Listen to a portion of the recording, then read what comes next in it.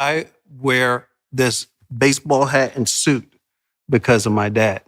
When I used to laugh at him. We used to laugh at him because he would wear a suit with a baseball hat, like a Mo Money hat, right? He had all the hats from our shows, and he would like wear them because he was proud of us. And so that's why I wear this in honor of my dad. And I wear my mother's underwear because no.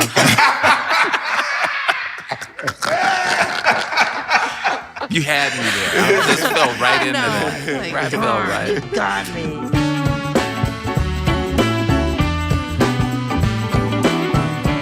This episode is brought to you by Pine Sol and Chase Home Lending. Hello. Hey, Smoothie Smooth. How you doing? I just want to touch this. You like that? It's like, ooh, is Like that butter? Is that pleather? No, it's leather. Did Kelly pick that out? Kelly did pick this out. And goes with my nails.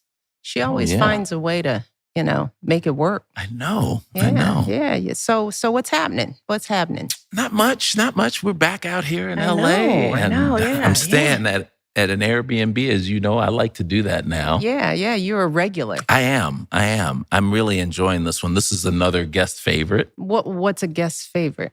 A guest favorite is a house or property that the people who visit market as a guest favorite. They favorite it after when they do their survey. You mean that it's rated. It's rated. Okay. It's rated I a get guest it. favorite. I get it. So it's their rating. So it's high on the list. It's high on the list, and I only stay in guest favorites no matter where I go. But the best part about it, there are two things that I like about this one. Laundry. I can do my laundry so I can. Because you gotta wash your socks. I gotta wash out my good lucky socks, and then the kitchen. I can do my workout in the morning and fix myself breakfast. Don't have to go anywhere. You're not making yourself breakfast. I am making breakfast. What did you have for breakfast today? Where's Paris? Paris saw my breakfast. I had fruit.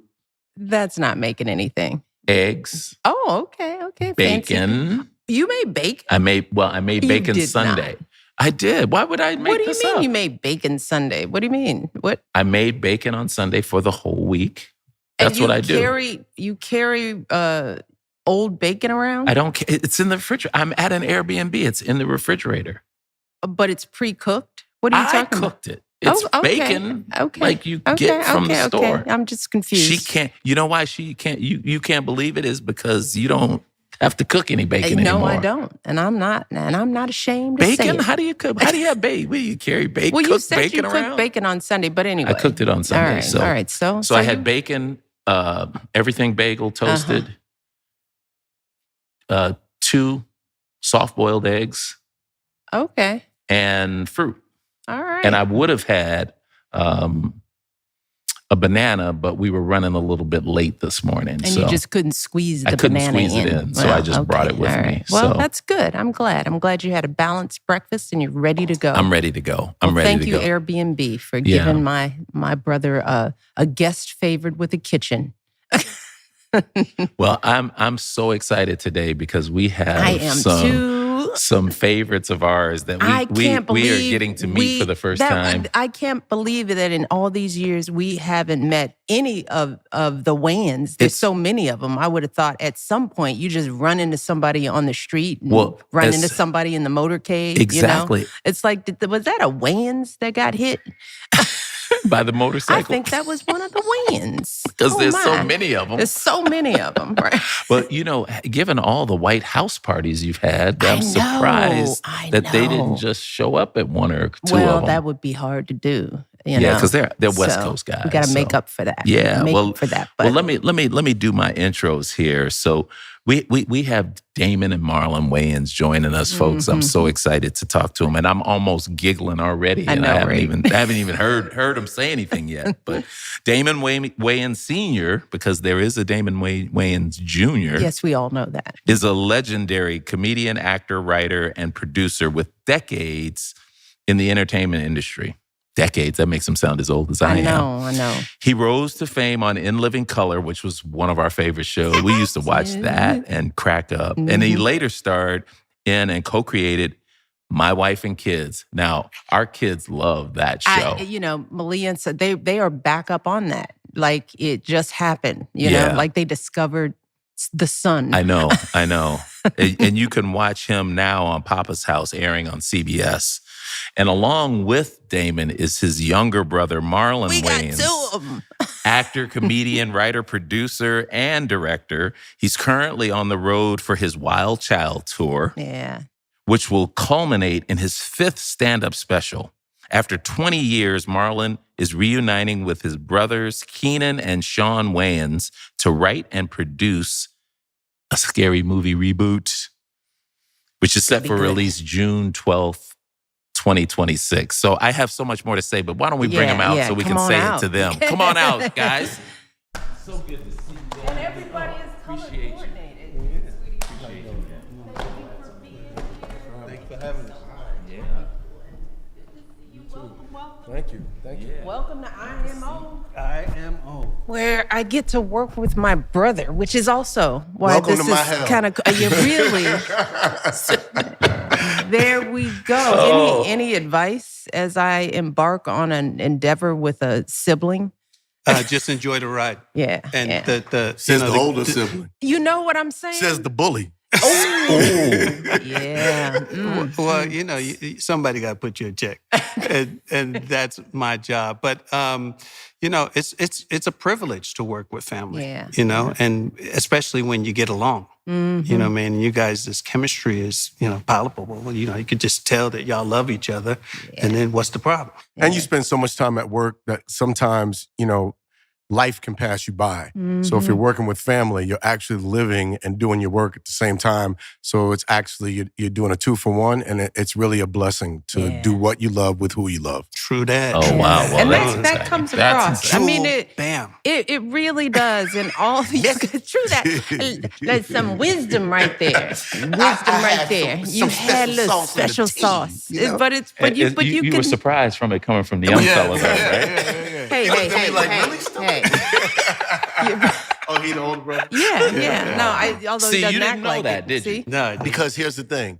It's different when you're a little brother. A little sister really is, they're always going to be the big sister. Yes. Because women have this thing where you got to respect and they put you in their place. There you go. Preach, brother. There you go. So, you know who the bully in the family is? I am not. I feel the vibe. They both look That's at why I you sat over here. I was like, can't gonna be pinching me underneath this table. No, but I think also allow yourself the space to be individuals and just we're all different. I always tell my brothers, you got to do this way. No, you got to do it. And I'm just like, no, I don't want to do it that way. I want to do it my the dumb way. He wants to do it the dumb way. But that's the Marlon way. Right. Dumb. He said, I just keep failing until I figure it out. Yeah. That's so stupid. Why don't you listen and have success? No, I got to do it my way. Because that would be your success. I got to find my success. Oh, there you go. There you go. See, that's the spoken like a little sibling. Yeah. It's like you can't show us the way. We got to run into the wall on our own. You talk about, let's talk about your sisters. Yes. Right? Mm-hmm. Because everybody knows the brothers. Yes. But tell me about, we know Kim. Yes. I mean, I think that's the only sister I have seen out in the world. But you got a bunch of them because it's a lot of y'all. Yeah, we have 5 sisters. Mm-hmm. They're all so talented. So, they're hilarious. Really? Yeah, you hang around and all they do is crack jokes. Elvira and Devon, and they're funny. But, they're to do what we do than us in some ways because they could just say they can't get canceled. Yes, that's right. So they just... unfiltered. So they're telling the they truth. Just say it. They're not in the business though, right? No. They're just funny people in the they world. can handle the rejection that comes with, like going on stage. The thing about doing stand-up is you're not funny until you're funny. And it takes, you got to put in 10,000 hours to figure out what's not funny. Yeah. And you gotta want fame, that's a 24-hour job. I don't get to clock out.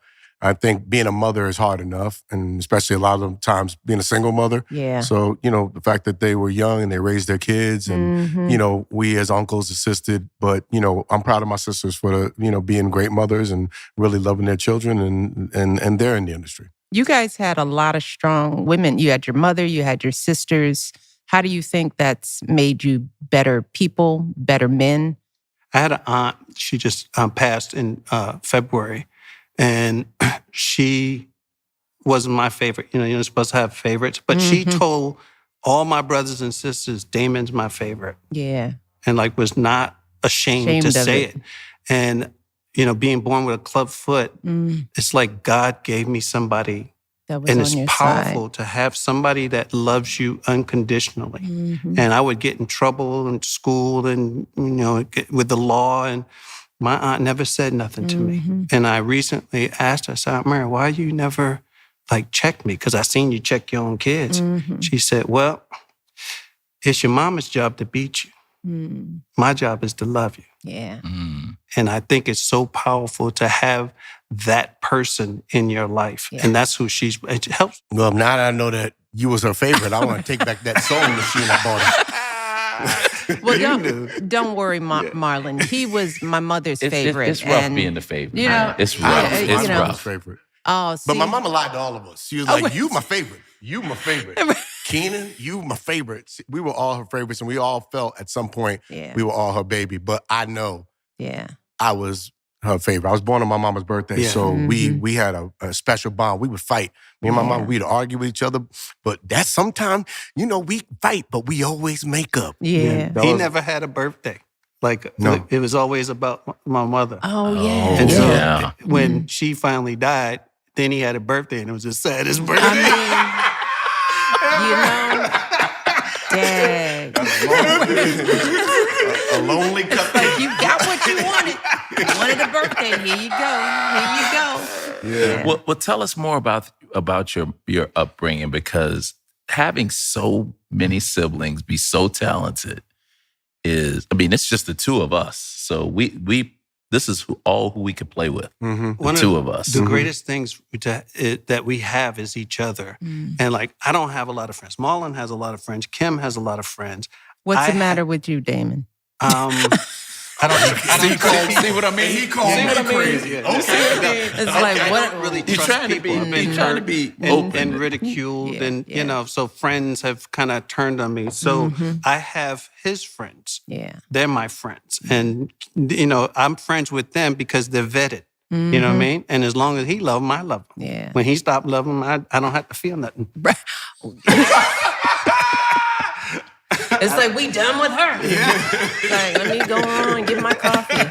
But I think we all get along. My mother made sure that we all played together. You know, made sure that when we argue, I'd go kiss in the mouth. That's when we argue. My mother go on, kiss him in the mouth. And Sean's breath was weird, so I decided to just get along with him no matter what.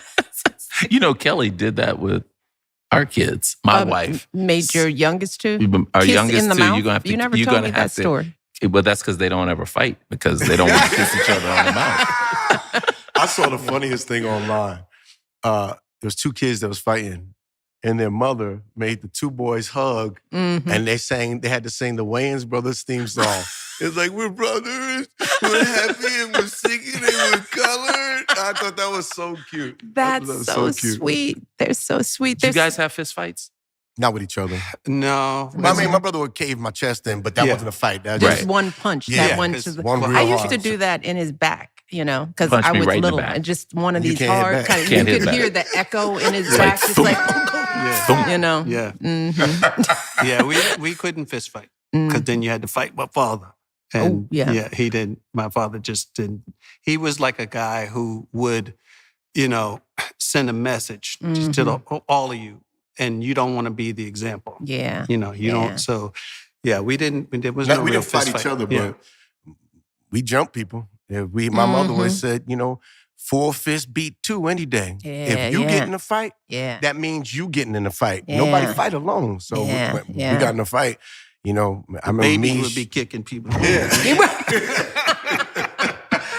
That reminds me of a time, I don't know if you knew this, because we, you know, close in age, went to the grammar school around the corner. And, you know, this is how close we were. You know, Craig was always a popular kid because he was a sports kid, did all the stuff.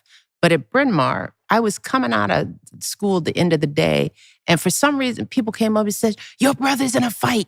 Your brother's in a fight. They're kicking his ass. They're beating his ass. And I was always that tough girl. But the thought, like the image of you being beat up, I broke down, you know, because I was just envisioning you getting hit by some guys. And I don't know if I told you that, but I was like hysterical. And then you found out on the playground that I was hysterical, and you came over and you said, it was just a joke, nothing really happened. Yes. But I always thought I would be able to just, you know, thug up.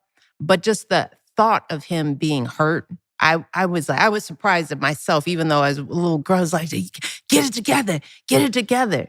But I couldn't. I remember that. I remember that. And it was one of those things where your friends are like joking around. So everybody was the victim at some point where all of us kind of jumped them, but they're not real punches. And she was so upset. And I do remember that. And then I became upset because you were upset. Yeah. You know what's funny is I didn't go get my brothers when I got in fights. I would get my sisters. My sisters was vicious. Devon. Devon, one time, this kid, Baldy Joe, was beating me up, and he was like a 16-year-old kid, and my sister had cornrows. She was about 250 pounds. She said, come here. And she grabbed him by his arms like this, and she said, Marlon, punch him in the face. I was like, Devon, he gonna beat me. She said, if you don't punch him, I'm gonna punch you. I was like, bow. And, you know, my sisters always have my back in that way. I didn't get my brother because I saw Keenan get beat up. Not like badly.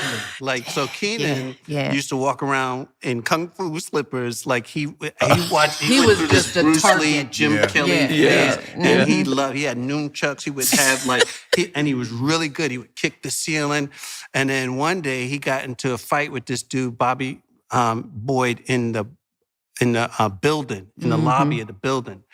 And Keenan, you know, everybody's like, oh, snap, because he was going to do the karate. Oh. And then Keenan went to take off his shirt.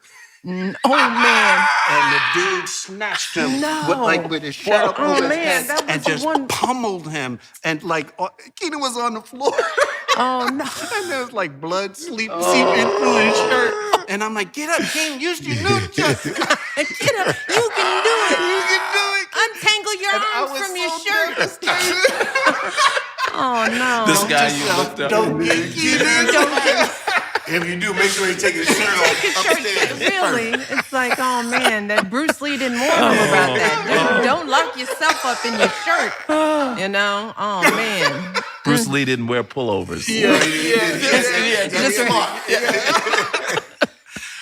When I think of you guys, you know, when I hear about your background, all of y'all living in 2 rooms, you know, it reminds me of how we grew up. I mean, it was just the 2 of us. That's the only reason, you know, there wasn't that we felt like we had more space. But we grew up sharing a room until he went to high school. Wow. And then our parents turned the back porch into a bedroom so he could have his own room because they thought, well, you know, this grown Negro needs to have his own room. But, you know, our childhood was like yours. No money. Yep. A lot of love, good values. Yes. Humor. Yes. A lot of laughter. Government cheese? Yeah. Government cheese. You know, never government cheese because my father had a good city job, right? Okay. And I think that was the only reason. And there were 2 of us. Yeah. Probably if there had been 10 of us, government cheese would have been involved, you know? Yeah. But there isn't a day that goes by that I don't think about the values our parents instilled. And, you know, we just lost our mother last year, you know, and it's like, you know, you never stop grieving that. I mean, I still can't even talk about her or my dad without, you know, losing it, which is a tough thing to do when you're speaking in front of 1,000 people. And it's like, I know. But there's just a lot of phrases and words that go through my mind every day that they instilled. And I'm just wondering, you must have some of those. I live my parents. Yeah. I live them. Like with my everyday effort, I try to honor my parents. Yep.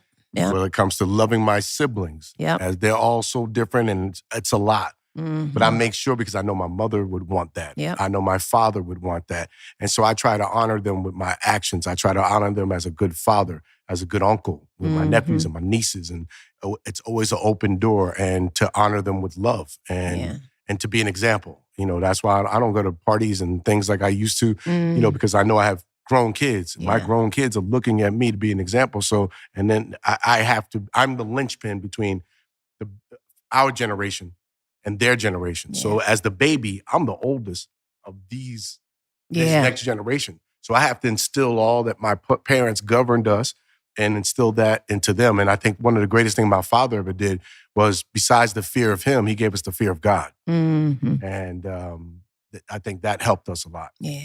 Recovered it. Yeah. I wear this baseball hat and suit because of my dad. How so? I used to laugh at him. We used to laugh at him because he would wear a suit with a baseball hat, like a Mo Money hat, right? He had all the hats from our shows, and he would like wear them because he was proud of us. And so that's why I wear this in honor of my dad. And I wear my mother's underwear because, no, I'm kidding. You had me there. I just fell right into that. Like, Right, fell right. You got me. No. So when you guys first started out, did you have real jobs, or did you, because your older brothers were already in the business, you went straight there? I'm sure you had to have I've been working since I was 7 years old. So that makes me wonder where, a lot of Black families would be like, entertainment, you got to go get a job. What was it about your parents that they were so encouraging? It wasn't my parents. Okay, let's clarify. They were Black parents. Like, what you mean entertainment? You ain't never been entertaining, and I know you my whole life. Keenan was like, I'm going to pursue my dreams. I'm not going to pursue your dreams. Yeah. I'm going to pursue my dream. Yeah. And that took a lot of courage. And I remember when he did it, and I remember the impact it had on me as a kid. And it's funny, as a man, Keenan still wants me to now do his dream. And I'm like, no, I want to do my dream. Like you did your dream. Yeah. But that was very powerful and impactful for our family. Was Keenan kind of, as the eldest, as really kind of father-like because of the age difference? Or it was that, and he just had it together. Keenan had vision, right? I had an older brother, Dwayne, who was paranoid schizophrenic, so you couldn't take any direction from him. It's like, I remember he tried to teach me to drive. Turn the wheel! We on the freeway. I'm 8. Wait, turn the darn 8? Yeah. First of all, you were 8, not 8 years old. 18. No seatbelts. We had to stand up in the car. If you turn, you slide over like that. Crazy man. Pig, turn the wheel. And I just start laughing. So that brother was out, right? Yes. It's like, so we know not to follow his guidance. Follow Dwayne. It's like, don't follow Dwayne. Yeah. Yeah, Keenan was always like, he was an A student. He was. It's interesting how life will take you on this journey. Bruce Lee said, "Stay liquid, so you always end up where you're supposed to be." Yeah.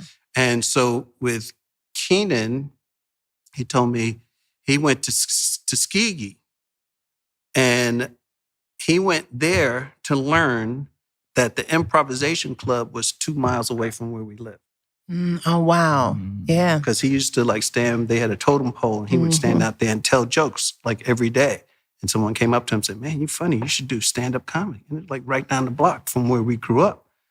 That's what he says he learned from college. Yeah, it's like, what was Bruce 2 blocks Lee is away? not liquid, but not to take your shirt off if it's a pull in the middle of the fight. It's like, a different kind of liquid. Yeah, and for me, my journey, I started out wanting to be a singer. Can you sing? No, when I was young. No, when I was young. It's like, that seems like an obvious question. No. It's like, can you sing? I used to sing like Michael Jackson. Through a gerbil and a garbage disposal.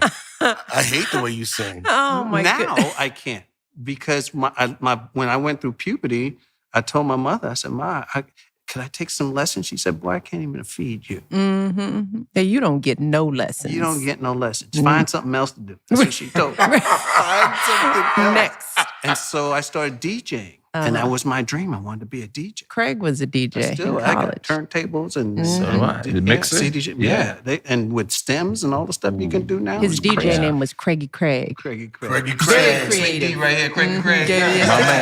My man. Yeah. And so I went to we used to throw parties up in, when I moved out of my house, at my parents' house at 16. I lived with my cousin up in Marble Hill, the projects. And we used to throw parties and all the girls be out there. It was fun. And then when Keenan moved to California, he gave me his apartment in Washington Heights. And I was like, okay, cool. So I told my cousin I'm moving. And he's like, all right, well, you got to do what you got to do. And I had all this equipment. I had like speakers the size of washing machines. And because that's how big speakers were back in the day. And I made them myself. Like, I went to downtown, bought the tweeters and the subwoofers and all that. I remember that. And my cousin, I came back to get my stuff, and it was all gone. Oh, no. And I was like, yo, Reedy, you need to give me my stuff back. He was actually 250 pounds at 14 years old. So I knew he could beat me, you know. Yeah. But you know, because I was like 125 pounds. And so I just had to take that on the chin and find something else to do. I told his mother, I said, Mom, he took my stuff. She said, you ain't expect to live here for free. I was like, you were in on it? What? And he took all my stuff and he brought it up to a barbershop. I taught him how to cut hair. Took it to this barbershop, and I was just like, what am I going to do? And then I found stand-up. So it's interesting how where the journey will take you. I wouldn't have done stand-up if I was going to be, if I was really committed to being the DJ. Yeah. Where's your cousin now? He died. Oh, okay. Yeah. Well, we won't talk about him then. No. Just because he stole his equipment. He didn't cry at the funeral. They made sure they put him in a real little casket. I'll show him. Well, speaking of family, and like this. We had to tuck him in the casket. It was a circle. It's like, here you go. Pay back. Well, you know, with such a big family, because it's not just your brothers and sisters, but extended family. I mean, I talk to a lot of Black folks, you know, make it big, and it's just the pressure to take care of everybody can be overwhelming. And have you guys been in that position because of your fame, because of where folks are like, yo. I just refuse all the to. time. Yeah. I think of it like this. I think the more I get, the more God provides. Yeah. He's never let me down. So it doesn't matter what people want, no matter what I have to do, I just give. And God is taking care of me every day. My kids is healthy. My kids are eating. They're thriving. I can ask them. I'm healthy. If I can do anything, if I need to fly home to go do something and not just money, I try to be present. I try to show up. And that's my assignment from God and my parents to love my siblings and my family like my mother and my father would, want me to. And that's just what I do. That's beautiful. Well, we've got a listener who's a mom who is trying. She's got younger kids and trying to raise her kids to not be so competitive with each other and be more collegial with each other and get along. Make them kiss in the mouth. There you go. The whole that's right one. There. I think competition is good, if it's a healthy competition. Like we compete like comedically, right? So the joke is thrown on the table and then we all, give our different takes on it. But whoever threw it on the table, that's their joke. And I think in the spirit of the competition, I just want to, when I do a scene with Damon, the only thing I'm thinking is I don't want to be funnier than Damon. Yeah. I want to make my brother laugh. Yeah. I want to break him and break his son because then I know what I'm doing is funny. Yeah. If he stutters or he's holding back a laugh, I know I'm doing something right, and that's going to inspire him to go, okay, next take, I got something for you. Marlon is a scene stealer. Don't be lying. He's in it for himself, but Marlon does want to make us laugh. Does Marlon do the best impressions of everybody in the family? No, Sean. Sean's magical. Yeah. Sean is the Jay Farrow of the Wayans family. That man's impressions, he does my father so good, you would think my father. He does my father better than my father did my father. Sean brilliant. Yeah. Sean brilliant. He is. Well, let's hear the question, and it's from Gina in Orange County. Hi, Musha and Craig. My name is Gina, and my question is, What was it that your parents said or did that helped you grow to love and support one another throughout the years as siblings? As a full-time working mom of 4 kids, ages 9, 7, 5, and 5, one of the most difficult challenges of parenting has been trying to raise my kids to support each other. There seems to be a lot of competition between them, especially between my twin boys. As one of 5 siblings myself, growing up in a challenging immigrant environment, we just knew not to fight over any frivolous things. There was and still is a lot of love between myself and my siblings. Yet, seeing my kids who are so fortunate and privileged bicker and fight over the simplest things has been baffling. Any words of wisdom for this, Mama? Thank you for creating this platform. Gina from Orange County. I think my parents taught us to respect their elders. So my respect as the baby, all my siblings, my sisters, I don't care how much money they got, I still got to listen to them. And, you know, I respect them. Damon, Keenan, my big brother Dwayne, you know, the older sibling sets the example for the younger sibling. My older brother Dwayne was a great big brother to Keenan and Damon. He was very protective. No, to Keenan. When he wasn't hitting you in the head with a wiffle ball bat. See, Damon's like, don't quite remember it that way. Damon holds grudges. I love Dwayne. But Dwayne taught, you know, he was very protective of Keenan. And he was kind of like the offensive line to a great quarterback. You know, sometimes it's just that extra block. And he just gave him that space. And Keenan respected Dwayne. And Damon respected Keenan. I respect all of my siblings. So I think somebody has to set the example, and then you have to teach them respect and honor and love, and that we're all doing this together. Yeah, it's funny. It was like even now, this is how my family is. Like I'm 65 years old, and Keenan go get me a soda, and I gotta go get it. And you do. Yeah, I gotta go get it, and it's just like that doesn't work that way in our family. She's like, go get me a soda. Yeah. If Marlon walks in the room and, you know, if I walk in a room and there's no seats, Marlon gets up. Yeah. Sean and Keenan will sit and Marlon will get up. You sit here. And my son will have to That's why I do love the the same fact thing. that they have children. Yeah. Because I just use that. I go to my theater sometime and Lil Damon's there and Mikey's there. And as soon as I walk in the room, the youngest one gets up and lets me sit down. Without question. And I love that. Did your parents instill that? Or did you all do that sort of... Just a code. Yeah, it's just a code. Informally. Quiet code. Yeah. We didn't teach them that. They just watch how we do with each other. Yeah. And it's just a quiet code. Some things you don't have to teach. It's just what you see. But it starts at the top. I mean, the way you talk about your father, I mean, there was sometimes a level of fear because you didn't know what he was going to do. But what was always there was a level of respect. Yes. Right. You know, and so whether you felt like that was happening just as your code, it started because that's how you thought of your father. Yeah. And I'm sure that had a little bit to do with how your parents interacted. But I also know that as siblings, sometimes we read the parental relationship differently or the situation. I'm wondering if you guys have different takes on. Yeah, I was scared to death of my father. Yeah. Scared. Like he would pants my father. Like my father would be talking, he'd just snatch his pants off. Oh, dang. And for me, that was like a suicide. That's why you so crazy. That's suicide. Yes. You would pants your and my father. Hey, Jack, come on. Hey. Those were my friends. Yeah. My mother and my father were my friends. They were their parents. I was scared. I came along. My dad, they had money. My brothers had got them houses. They were tired. And by the time you came around, my daddy it's had like, breasts. Who you going You pull that hair, the belt was all soggy. Man, if you don't sit your ass down, let's talk about this. All right, I'll come home at 1:30 instead of 2. But, you know, beyond the fear of my father, I respected my father. Yeah. And it was the man that he was, that he showed up every day. That man made sure that he never left us. Never left us. Even, and there was a time when him and my mother was breaking up. And all the kids was out the house except me and Sean. And my dad moved to Harlem.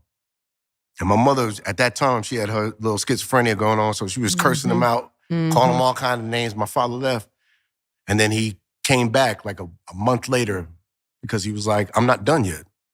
My two boys need me. I didn't come this far to abandon. And because me and Sean started acting bad. Yeah. And he was like, no, I'm not. I'm going to finish this assignment from God. And he showed up. And that example for me, I didn't fear my father. I just respect my father, and I love that man. I feared him. Like I used to go and we used to like rob houses for stereo, for music equipment, DJ stuff. So that's how it was just payback. This This is what I'm saying. That's karma. Okay. Now it all comes. See, we all caught that. It's like, what? No, but the stuff my cousin took was stuff that I bought. Unlike the stuff you stole. They bought. But listen, I would go with my friends, but He's like, that's not the point. That's not the point. We digress. yeah, I couldn't bring it home. Yeah. So my dad was like the security guy at Best Buy. You needed receipts. Where'd you get it from?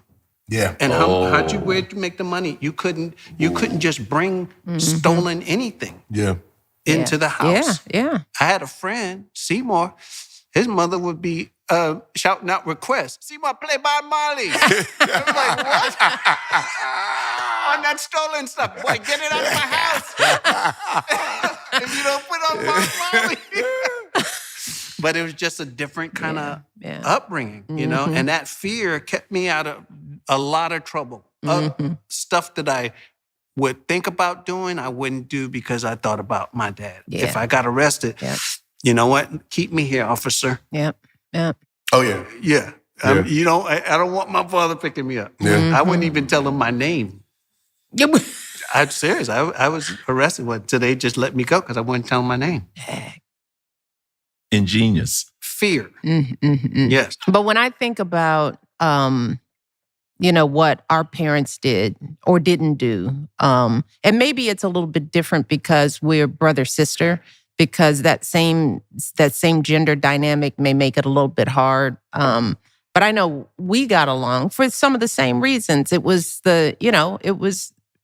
we didn't want to, our parents worked hard enough without us fighting and causing havoc. We knew our parents were working as hard as they could. We knew that they were giving us as much as they could. I guess we grew up grateful. And perhaps sometimes in this generation where kids have, I think, too much, parents are giving kids a lot of stuff and they're not giving them some guidance. That what we had was a lot of gratitude for the little bit that we did have. So it was sort of like, well, what was there left for us to be fighting about? I don't know about you, but my parents never asked me once whether I was happy. Nope. Never. That was never even a question. My mother said, get out of here with that stupid look on your face. That's exactly. And I think we, to the questioner, I think, how do you get your kids to get along? I think parents have to sort of look at the foundation they're setting, because kids don't just out of the blue fight all the time. Right. That's not in their nature. So the question has to be, what tone are you setting in the house? Well, it's funny. My parents, they argued like cats and dogs. And I guess we was like, we don't want to be like that. Right. But I'm not talking about arguing or not. It's, are you establishing the foundations of respect? Right. Like, do they respect you or do they think you one of their little friends? Right. Because what I did with Malia and Sasha, I didn't mediate in between them, because I was like, I love you both. And if I don't know who was wrong, don't ask me to get in it. But what I would say is that if I have to get in it, everybody's in trouble. Yes. That's all I can do, because I don't want to play favorites. I'm not sure who's telling the truth. And so if I'm involved, I don't care what happened. Everybody, play is shut down, doors closed, computers off, it's over. And it was interesting that, they wouldn't want me involved as a result. So they'd wind up, you'd hear them in the White House because their doors faced each other. There was a hall door into their rooms and their 2 bedrooms faced each other. And I'd say, go, I don't care what you do, but figure it out. So you'd hear that quiet fighting, like, Sasha, if you don't, and I tell you, wait, Mom's gonna hear it. You slam and a slam. But eventually they'd figure it out because they wanted to keep playing. The other thing we had to do was dinner time altogether. Oh yeah, we did that. We did Right? that. I know that if we had a phone, If we had dinner. Well, even When you had dinner? when we didn't Did have you dinner, have dinner? no, even when we didn't have dinner, we had to sit around so he could tell us there ain't no food. And then we'd have a discussion about it. But dinner was something that you didn't have an option. There was no, can I go in the no. That was the same way in our house. Sit your butt down in your seat and eat. And then we had to clean up. Like I would have to wash dishes, or I would have to, take out the garbage to clean. Each one had an assignment. Yeah. So those kind of things, you realize we can't watch TV until we all do this, until the kitchen is clean. Yeah. Right? So it's simple things like that teach your kids to work together. And also my mother buddied us up, right? So it's always like Sean, everywhere I went, that's your baby. He had to take his baby with him. What's the age difference? Me and Sean 1.5 years. So and me and Keenan were like that. 1.5 years. That's your baby. And you just, me and Sean, we dreamed together. Like we used to watch TV together. We used to watch Abbott and Costello.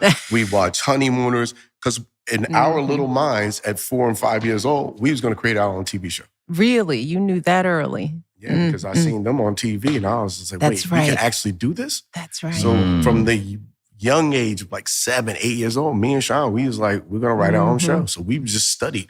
And we had this buddy thing we always did. And my mother made us go, we were frickin' frack. If Sean was there, it was, my father used to call us Marlon and Sean.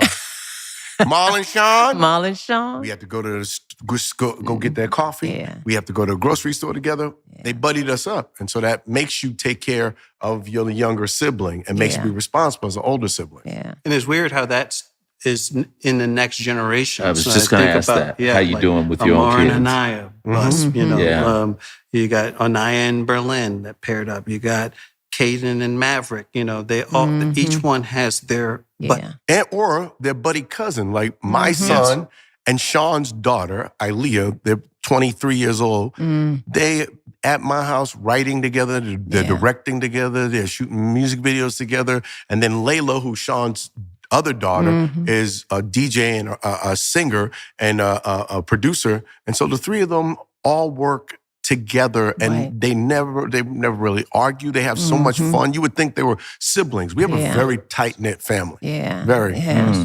What are some of the strategies that you guys, other than buddying up, that you learned from your parents that you're using on your own children?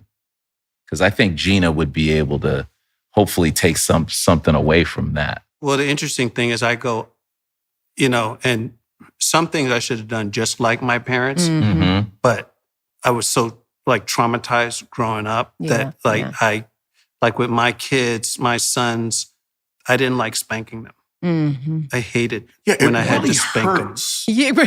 Like it hurt me. Yeah, I hit my kids one time. Yeah, I was the same way. And I cried like a baby because I was like, I can't do that to them. It made me think about. I felt silly and I took a couple of spankings for me to be like, yeah, you know what? After the 52nd one, I was like, but I felt like, this is a little kid, and the fact that I can't think of any better way to get my point across than to smack somebody on the butt, I felt embarrassed in the same way. Boys are different though. Like boys are actively seeking destruction. That's like that. They are. I thought you were going to say discipline.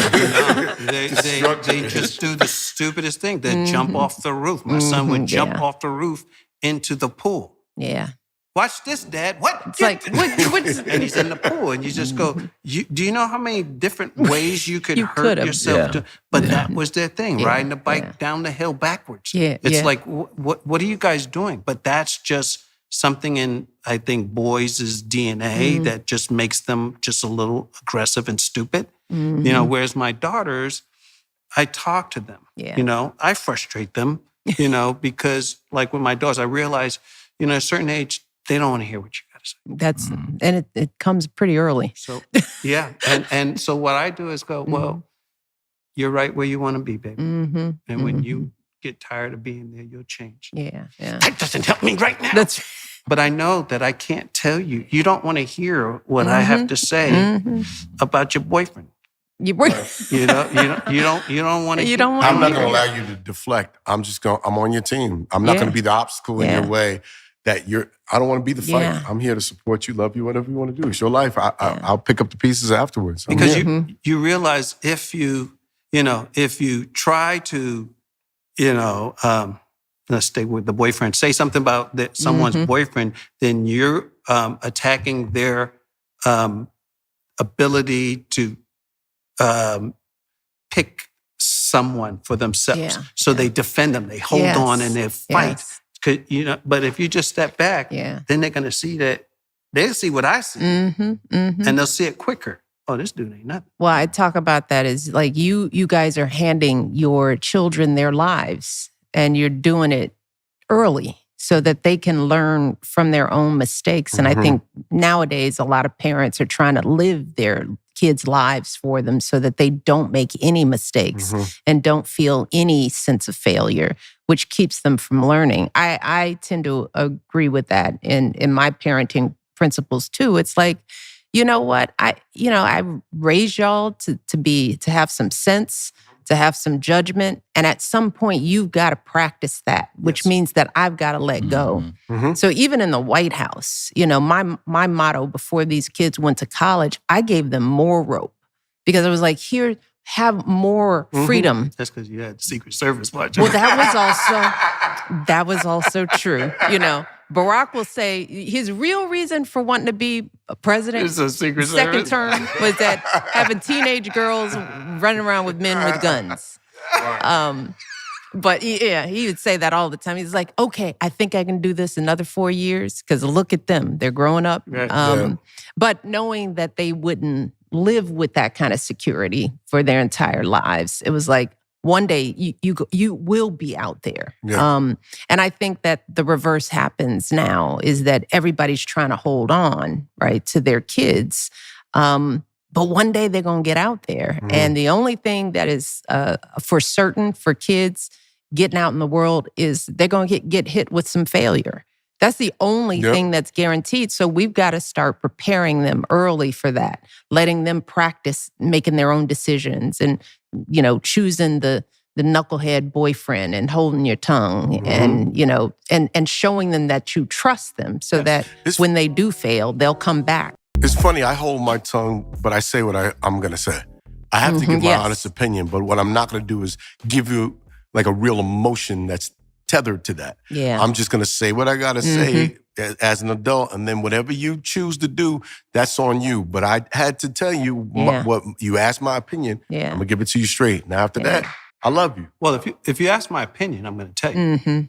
But if you don't, Keenan always say, I'm worth the inquiry. You ask, I tell. If you don't, then you got to let life talk. You all, the way you all impersonate your brothers and sisters. We're all doing an impression of Sean. Doing an impression of Keenan. Well, speaking of parenting, I wanted to talk, Marlon, a bit about, just so proud of how you are being a role model for dealing with a child that's transgender. Absolutely. And that's, that warms my heart, particularly as a Black man. Would you care to share that journey of? Well, I learned and their transition really taught me what real unconditional love was. When they went through the transition, I actually went through the transition. I went from denial to complete acceptance. And it took me a week to get there. And what I've learned as a parent is for you to stop loving your child because of their choice in their life, that's a poor reflection on you. You know what I mean? When there's people that go, I'm not going to associate with you because you do that, or this is against God, and this. It's like, listen, I am not here to judge. I am not God. Only God can judge. And I say this, and if that's a mistake and we get to heaven and God don't let my child in, I'm going to shave a beard and sneak him in through the back. But I'm going to love my baby. And I'm a father. And I'm always going to defend them. I'm always going to protect them. I'm always going to respect them. And there's nothing anybody could ever tell me. I could lose fans good. I lost people that are small-minded, small-hearted, and self-loathing. So goodbye. And I gained, for every one I lose, I gain 150 more. You know? So for me as the uncle, you know, it's, I love you, period, right? But somebody got to write a rule book and how I need to treat you. Because I don't know, do I, hey, buddy, do I shake your hand? Can I put you in a headlock? Can I treat you like my like I treat my other nephews? I don't know, you know, and I don't want you to ever feel that I'm judging you. That's right, because you just don't know. I used to say it's like going to your grandmother and expecting them to learn a new language overnight. You know, it's like they've been speaking this language, using pronouns in this way for their entire life. And to get it wrong, and it's a mutual patience with the process. And they've been very patient with me and their mother, because you know, when they changed their name, I'm like, I called you a Mai for 23 years. What you mean, Kai? Kai? I know you as a Mai. What you mean them? I know you as her. And it was a process. Takes and at the some end of the time. day, it's respect. That's what they want, and that's their wishes. So respect their wishes. And I know that the same child is in there. That they're brilliant, right? And that's all I really care about is they're kind-hearted, they're really funny, have a great sense of humor, and extremely intelligent. And you know, those are the things I'm proud of. Are you a good person? I don't care about your sexualities and you know all these other things, your genders or associations. I care that you are a good-hearted person. That you take care of your siblings, your mother, you're respectful. They have been wonderful their whole lives. I never had any problem with them at all. So, you know. And I like to be putting that out there for the world. I mean, because, you know, we just, especially in our community, you know, we've sacrificed a lot over this issue. And it's all about realizing that we got to love people how they come to us, period. Not just our kids, but all kids. And the notion that, you know, we would, you know, put people in unfair advantages, put their lives at risk over some nonsense. Because those are bad people. End of the day, when you are being divisive like that, you are a bad person. Your core is bad. You, no matter what you do, you're not going to make your way in heaven. My job is to be here to give laughter and to give love, and everything that got to be my intention and will always be. And that like I said, I'm a father. That's my baby, and you know, I fight with them to the end. Period. I love that. You guys should.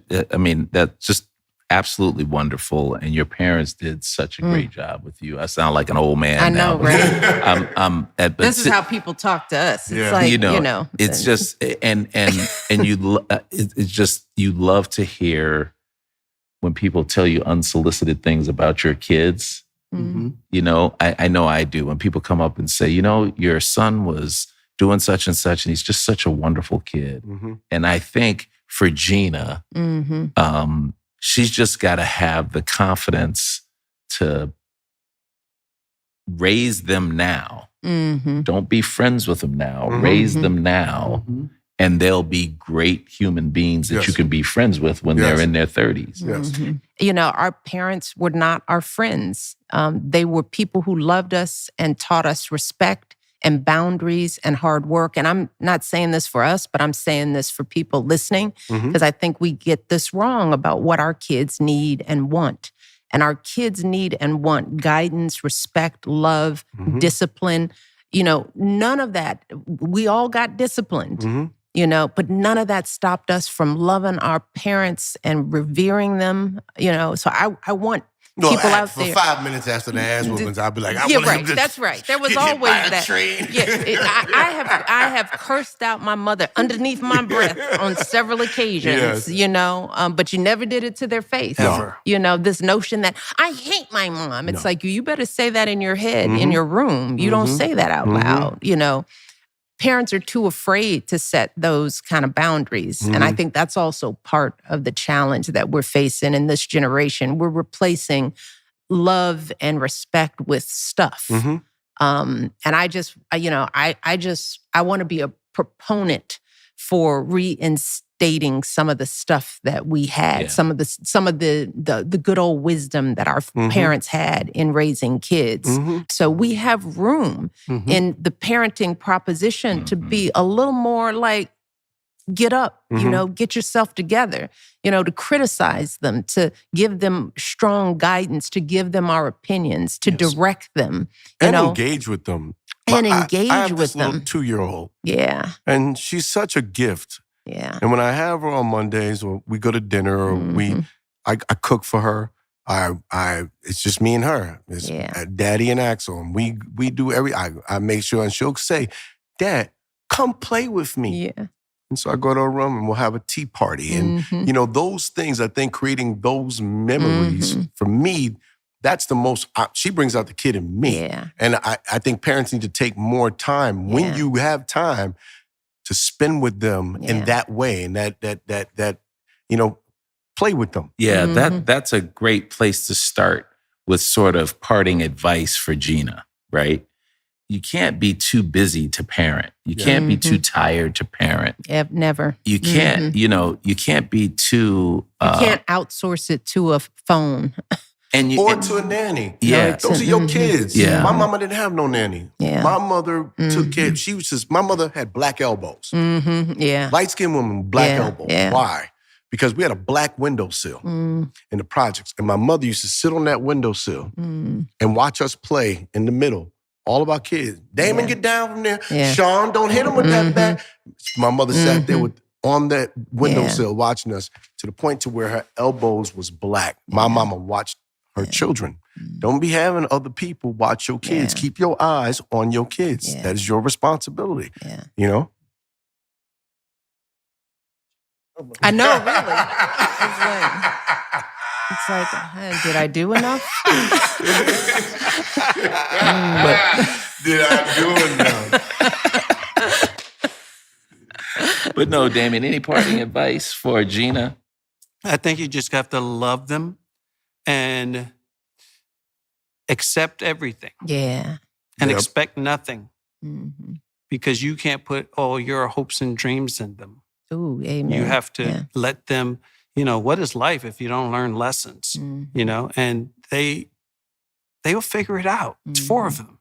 Yeah. And then but right now they're probably figuring out who's the alpha. Yeah, that's right. Right? Some of it is like trying to figure out what that's the just hierarchy the natural is. order and you of have to things. just trust that they're going to figure it out. And you're there as setting the example of what it ultimately should be. And I find that your kids are raising you in this way. They're trying to teach you something about yourself. They're asking you to be more patient. They're asking you to find different ways to communicate. The kids are really teaching you, like my child taught me, unconditional love. I used to always say unconditional love. And then it was like, okay, you really want to practice that? Well, do it. Here you go. And that made me go, oh, this is what I was asking of people. Yeah, yeah. Okay. I do. I like that, because it's like, what are your kids telling you in their disputes? Are they asking for attention? Are they just looking to grow? It may not be a problem at all that your kids are figuring out how to get along with each other. An argument is not always a bad thing. A little scuffle may not be a bad thing. It depends on what's at the foundation of it. Sometimes it's you. My mother would go, yeah. Where you get that foul mouth from? Oh. It's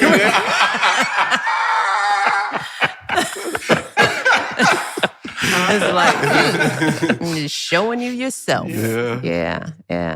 Well, you guys are, pretty amazing. But thank you. It Apples takes don't amazing to know amazing. Don't fall far from the tree. I wish I knew your parents. I did. They do. I wish I could look your parents in the eye and tell them, "Wow, You know, what wisdom? You know, that's what IMO is about. It's like we now have wisdom.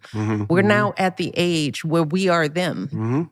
And we have learned a lot from them. And part of that obligation is to share it with folks who maybe didn't have that. Absolutely. Right? Because there are a lot of people trying to figure out, can I be a good parent if I don't have money? If I'm not this or that, you know? And we are all living proof that there's a way to do it, you know? There's a philosophy to follow. And people are looking for help out there. And that, you know, you're willing to bring your wisdom to this table. You know, I'm just grateful. Well, thank you for having us. Thank you for having us. Yeah. It's been a great time. Y'all are good people. Privilege. Yeah, agree. But the question is, can we be good entertainers in this podcast space? Oh, I think you guys are doing an amazing job. Yes. Absolutely.